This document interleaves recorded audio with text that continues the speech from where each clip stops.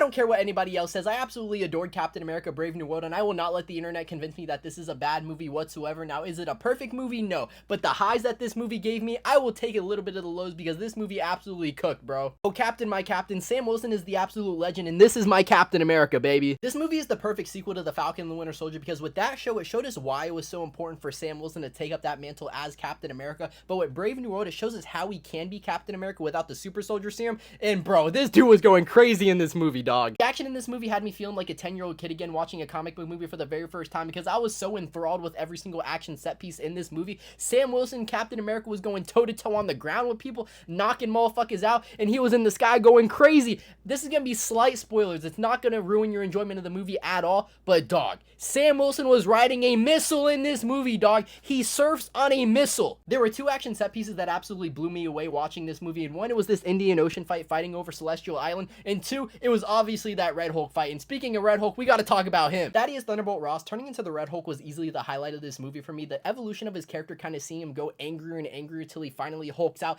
it was so awesome to see. Now, I will say, the marketing for this movie kind of ruined the enjoyment of it, I'm not gonna lie. The entire movie kind of builds up to this moment, but we already knew Red Hulk was gonna be in the movie, so if they kind of hid this from the marketing and we saw this in the theater for the first time, it would have rocked so much harder. Samuel Stearns, aka the Leader, being the main villain for this movie, I loved it so much. He was the perfect choice to play a Captain America villain, and I know that may seem odd to a lot of people because he's not a Captain America villain in the comics, but I feel like it works so well here, the way he's able to infiltrate the government and pretty much cause this conspiracy theory all throughout the movie. He reminds me a lot of Baron Zemo. Now, look, he's not better than Baron Zemo, but it gave me like the vibe of Baron Zemo, and I really enjoyed what we got of the Leader inside of this movie. For my actual critiques about this movie, there are a couple things that I noticed, but it really didn't ruin my enjoyment of this film at all. We all know that Brave New World was reshot a couple times. You can definitely notice it throughout the movie, but overall, I feel like the movie was very coherent in its storytelling, but there were a couple scenes where it looked like there was unfinished CGI shots. There was one moment where Sam Wilson, it looked like he wasn't rotoscoped out well enough. He looks bald in one shot, and there's another scene where it looks like two characters aren't even in the same room talking to each other. With Brave New World being a political thriller, I really feel like this movie should have dove into that just a little bit more because yes, this movie has a lot of tension, but it kind of loses the suspense because the movie runs at such a breakneck pace